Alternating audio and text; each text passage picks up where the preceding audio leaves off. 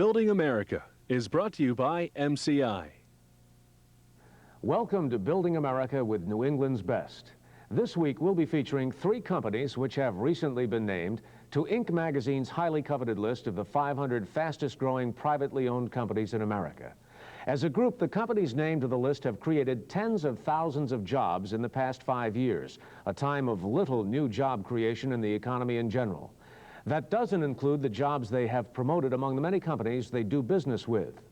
3 of their stories when we continue in just a moment. After all their years of training, physicians and dentists who start their own practice find themselves running a complicated business, even though they might not have any real business background. Record keeping and claims processing alone make a medical or dental practice a complex enterprise, and it's not going to get easier in the future. That's where Practice Management Systems Incorporated comes into play. PMS of Needham, Massachusetts was founded in 1982 by John Minnick, the company's president and CEO. In the last decade, PMS has installed approximately 2,500 medical and dental office automation systems throughout the Northeast. PMS made Inc. magazine's list of the 500 fastest growing privately held companies in both 1989 and 1990. In addition to New England, where it boasts a 42% market share, PMS is currently doing business in New York, New Jersey, Pennsylvania, the Washington, D.C., Baltimore, Maryland area, and in Ohio. PMS developed and owns its software, a key to the success of the company, as is its reputation for providing excellent service and support. There is much to celebrate about the 10-year anniversary of PMS, which takes place this month. The company has weathered the recession while being able to increase its workforce by 34% to over 200 employees. Building America's Kurt Voorhees talks with Mr. Minnick. John, most successful businesses grow not only from a workable idea, but a distinct attitude. Nothing seems to excite you more than your principles of doing business. What are they? It's interesting how they came about. They came about in a way that's really different than I think what most people would expect. We started out this business, and the business developed an attitude. I guess it originally came from me about how the client is basically always right. They pay the freight, they make this business work, and from that, the principles of business sort of naturally developed. And it really filtered from the bottom up and not the top down. It was the things that we were doing that became obvious to me, and I thought it would be a good way of other people who didn't know us very well of getting a sense of really what we were all about. John, your company PMS is known for automating medical and dentist offices, but you also own your own software. Why is that so important? It's important to us because of an issue of control. When we first started this business, we thought about maybe becoming a distributor for someone else's product, but when you're using someone else's product, you don't have the ultimate control over the situation. You don't know if the distributor is going to be in business. If the product's not your own, you really can't support it. You really can't modify it, can't customize it yourself. And that's important to us. We don't want to ever be in a position where we sold something to a client that we can't properly support, we can't enhance, and we can't make it do what they want it to do. Along these same lines, something that's made a big splash recently in your company is a software product called System 3 Gold. How did that come about? That's a very exciting product for us. It's really the first major product breakthrough in this industry in quite a number of years.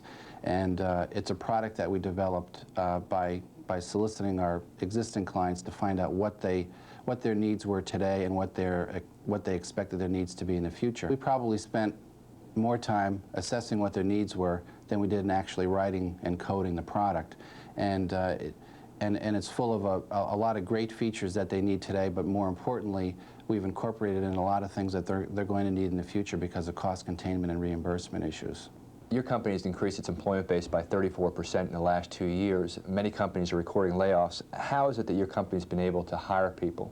Well, what happened is we went into the recession coming from a position of strength, and when the going gets tough, the strong companies typically get stronger and the weak companies get weaker. So we were able to not only weather the recession but actually grow. And being in a business that's a little bit recession resistant, you know, people get sick, physicians need to bill. We continue to grow, and more importantly, most of those people that we added were service people, because service is the most important thing that we do, and regardless of what's going on in the economy, we have to continue to service people and service them well. Lois, you've been here since the inception of PMS and have seen the tremendous amount of time, energy, and resources that have been invested in the support staff. What's been the payoff for this? Well, it's paid off in a big way for us. Actually, it's what has built our business. When we first started out in the business, we had to be different. We had to do something better than our competitors were doing, and so we went with the basic thing. We went with support. Probably one of the first reasons we decided to do this was most of the people that had been hired at the beginning were people that came out of doctors' offices. We all knew what it felt like to wait on the other end of the phone. So support's very important. No matter what kind of software you have, no matter how good the software is, if nobody's there to support it for you, it's worthless to you. If you can't get an answer, you can't move ahead. Your software and the related products are quite sophisticated, yet the people that are using them, your customers, don't have a lot of technical expertise. What kind of training do you provide? We have two ways of training our customers, and we do it to their personal preference, either on-site 5 days in a row or off-site here in our company in classroom situation.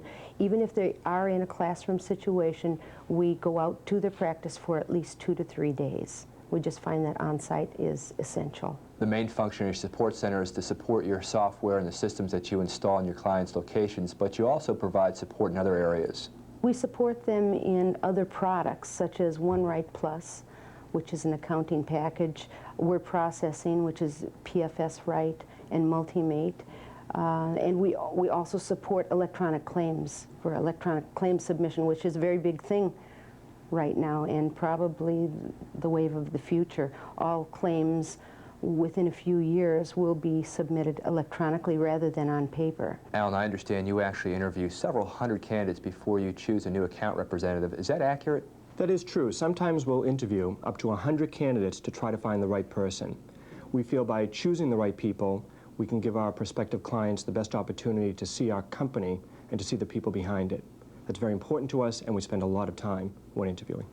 How do you distinguish, or what distinguishes your sales force from others? We feel our salespeople should not act like salespeople. They shouldn't just be trying to sell systems to clients. Our salespeople act more like consultants, where they try to find the appropriate solution for a practice and try to put their needs first. And that way we can try to match our system with the practice to give them the best solution possible. One of the major issues in the political arena today are the rising healthcare costs. Is this a problem or maybe an opportunity for you? I see that, I think, as our greatest opportunity. Our system can go into a practice and reduce paperwork, time, and effort. It improves productivity and efficiency on behalf of the staff, and it takes them away from their mundane tasks so that they can spend more time with their patients. This gives the doctors more time with the patients, and as a result, reduces costs while improving healthcare. John, you've been able to take this company to several different levels of success. What are your plans to continue or ensure PMS's future success?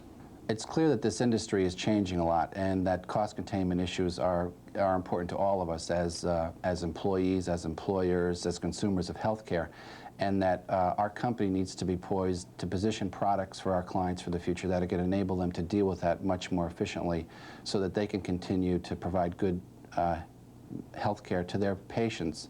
So we're in the process of developing a lot of new products to help them deal with that more effectively.